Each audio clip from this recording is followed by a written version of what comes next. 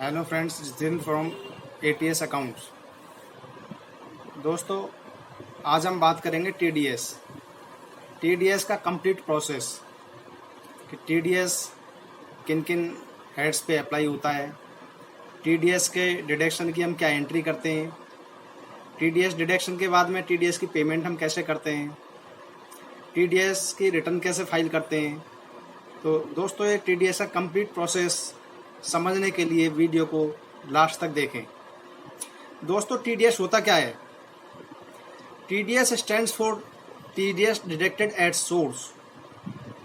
TDS दोस्तों एक mechanism है टैक्स कलेक्ट करने का, जो कि सैलरी पे, रेंट पे, डिविडेंड पे, कॉन्ट्रैक्टर पेमेंट्स पे गवर्नमेंट ने कुछ ऐसी पेमेंट्स स्पेसिफाइड कर रखी हैं कि जिन पे हमारे को टीडीएस काटना होता है।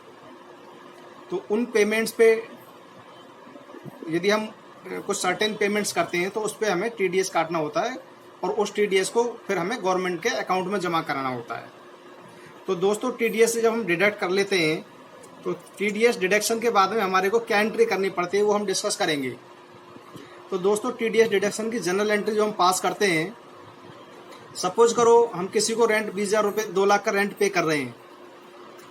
तो दोस्तों, 2 लाख के रेंट पे हम टीडीएस के जो स्पेसिफाइड रेट होते हैं, जैसे टीडीएस ऑन रेंट पे रेट 10% होता है, तो उस पर हम 20,000 रुपये का टीडीएस डिडक्ट करेंगे और लैंडलॉर्ड को पेमेंट हम 1,80,000 की करेंगे। तो जो हम पेमेंट करेंगे उसके टाइम पे जनरल एंट्री हम क्या पास करेंगे? तो दोस्तों, हम टीडीएस रेंट अकाउंट को हम डेबिट करेंगे 2 लाख से, टीडीएस ऑन रेंट को क्रेडिट करेंगे 20,000 से, और जो लैंडलॉर्ड का अकाउंट है उसको हम क्रेडिट करेंगे 1,80,000 से। तो दोस्तों, ये हम जनरल एंट्री पास करते हैं टीडीएस डिडक्शन के टाइम पे। अब इस टीडीएस को हमारे को डिपॉजिट कराना होता है 7 तारीख तक इस टीडीएस को डिपॉजिट कराना होता है। यदि 7 तक हम टीडीएस डिपॉजिट नहीं कराते हैं तो हमारे को 1.5% का इंटरेस्ट चार्ज होता है। ये कुछ हमारे टीडीएस के रेट्स हैं दोस्तों। जैसे कि सैलरीड पे 192 सेक्शन के अंदर जो सैलरीड आता है, इस पे नॉर्मल स्लैब रेट से डिडक्शन होता है। अब जैसे 194C कॉन्ट्रैक्टर्स के लिए होता है। इसमें क्या होता है दोस्तों, यदि हम सिंगल पेमेंट 30,000 की कर रहे हैं तब उस पर हम 2% के बेस पे टीडीएस डिडक्ट करते हैं। यदि अदर देन इंडिविजुअल है, उसमें एग्रीगेट ट्रांजैक्शन, यदि हम पूरे साल के ट्रांजैक्शंस को देखें, यदि हमारे पूरे साल में 1 लाख तक की ट्रांजैक्शन होनी चाहिए। इसमें जैसे हमने डिस्कस किया, यदि सिंगल ट्रांजैक्शन 30,000 से ऊपर है, 30,000 से ऊपर है, या एग्रीगेट ट्रांजैक्शन पूरे साल की यदि 1 लाख से हो जाती है, तो हम उस हेड पे टीडीएस डिडक्ट करेंगे। कॉन्ट्रैक्टर्स में भी कुछ स्पेसिफाइड हैं, जैसे कि हम प्रिंटिंग पे टीडीएस काटते हैं। हम कॉन्ट्रैक्टर्स में कुछ, जैसे कि हम लेबर का कोई कॉन्ट्रैक्ट लिया है, मेंटेनेंस का करा है, मेंटेनेंस पे टीडीएस काटते हैं। तो कुछ हमारे सेक्शंस इसमें स्पेसिफाइड करे हुए हैं जिस पे हम टीडीएस डिडक्ट करते हैं। जैसे रेंट हमारा 194I के अंदर में रेंट आता है, 194I में, तो इस पे हम 2% का टीडीएस डिडक्ट करते हैं। रेंट में भी 2 सेक्शन होते हैं।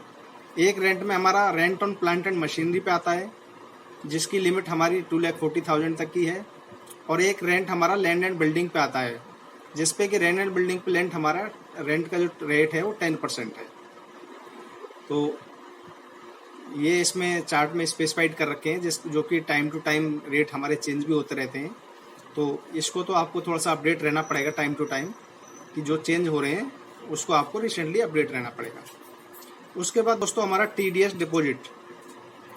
जब हम टीडीएस डिपॉजिट करते हैं तो टीडीएस डिपॉजिट हम गवर्नमेंट को चालान नंबर 281 के थ्रू डिपॉजिट करते हैं, और उसकी अपनी बुक्स में जो अकाउंटिंग एंट्री पास करते हैं उसमें हम टीडीएस ऑन रेंट को डेबिट करते हैं। जो हमने टीडीएस रेंट डिडक्ट किया था 20,000, उसको हम डेबिट करेंगे। और जिस बैंक के थ्रू भी हम, यहाँ तो मैंने एग्जाम्पल के लिए SBI अकाउंट लिखा है, जिस बैंक के थ्रू भी हम पेमेंट करते हैं उस बैंक को क्रेडिट करेंगे। जैसे 20,000 रुपये हमने क्रेडिट कर दिया, और इसकी जो ड्यू डेट होती है 7th, नेक्स्ट मंथ की 7 तक हमें जमा कराना होता है। यदि हमने अप्रैल में टीडीएस डिडक्ट किया है, या सपोज करो मार्च में हमने अप्रैल में डिडक्ट किया है, मतलब जो सारे महीने मंथ होते हैं उसमें हम नेक्स्ट 7th मंथ को कराते हैं। और सिर्फ मार्च के महीने के लिए, मार्च में क्या होता है दोस्तों कि इसमें कुछ ट्रांजेक्शन्स हमारी ज़्यादा होती हैं, फाइनेंशियल ईयर क्लोज हो रहा होता है, तो फाइनेंशियल ईयर क्लोजिंग में हमारे को बिल्स भी लेने होते हैं, सप्लायर से बिल लेने होते हैं, वेंडर से बिल लेने होते हैं। तो उस केस में हमारे को गवर्नमेंट ने सिर्फ मार्च मंथ के लिए इसमें हमारे को डेट 30 अप्रैल तक का दिया हुआ है कि हम मार्च मंथ का TDS 30 अप्रैल तक जमा करा सकते हैं। उसके बाद दोस्तों हमारी आती है TDS रिटर्न। TDS रिटर्न यदि हम सैलरीड पर्सन की TDS डिडक्ट कर रहे हैं तो उसको लिए हमारे को 24Q फॉर्म फिलअप करना पड़ता है। यदि हम अदर देन सैलरी में जैसे कॉन्ट्रैक्टर की हो गई, रेंट की हो गई, ये सारे जितने भी सेक्शंस होते हैं हमारे अदर देन सैलरी में आते हैं, उसके लिए हम TDS का 24Q में रिटर्न जमा कराते हैं। रिटर्न के लिए दोस्तों क्या होता है, जो भी हमने TDS की जितने भी हेड्स के अंदर डिडक्शंस की होती है, हमारा एक TDS रिटर्न का सॉफ्टवेयर होता है, उसमें हमारे को जितने भी डिडक्शंस होती हैं उनको पहले अपडेट करना होता है। उस डिडक्शंस के बाद में जो हमने डिपॉजिट किया होता है पेमेंट, उस पेमेंट चालान से उसको लिंक करना पड़ता है डिडक्शंस को TDS रिटर्न जमा कराने के लिए।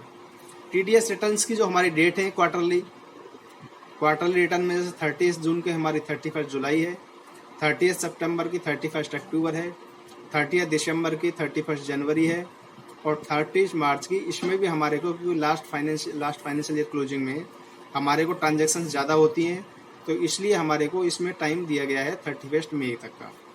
तो जो भी हमारा मंथ क्लोज होता है 31 मार्च का जो क्वार्टर क्लोज होता है, इसमें हम 31 मई तक जमा करा सकते हैं। दोस्तों जब हमारी TDS रिटर्न फाइल हो जाती है तो ये हमारा TDS गवर्नमेंट की साइट पे 26A पोर्टल होता है, उसमें हम ये हमारा शो करता है। 26A डाउनलोड करके हम उसमें देख सकते हैं, हमारा अपडेट हो जाता है उसमें। इसके लिए दोस्तों जो हमें अपने डिडक्टर से TDS सर्टिफिकेट लेना होता है। सैलरीड पर्सन के लिए TDS सर्टिफिकेट का हम फॉर्म 16 लेते हैं और अदर देन सैलरी के लिए TDS सर्टिफिकेट फॉर्म 16 ही होता है। इस TDS सर्टिफिकेट के बेस पे हम अपनी इनकम टैक्स की रिटर्न फिर फाइल कर सकते हैं। तो दोस्तों ये आज हमने डिस्कस किया TDS का कंप्लीट प्रोसेस। दोस्तों यदि आपको ये पसंद आया है तो वीडियो को लाइक, सब्सक्राइब एंड शेयर करना ना भूलें। Jitendra Thakur from ATS accounts, और इसको सब्सक्राइब करें जिससे कि मैं आगे आपको नेक्स्ट वीडियो में TDS रिटर्न कैसे फाइल करते हैं वो कंप्लीट प्रोसेस आपके साथ डिस्कस करूंगा। नमस्कार दोस्तों, धन्यवाद।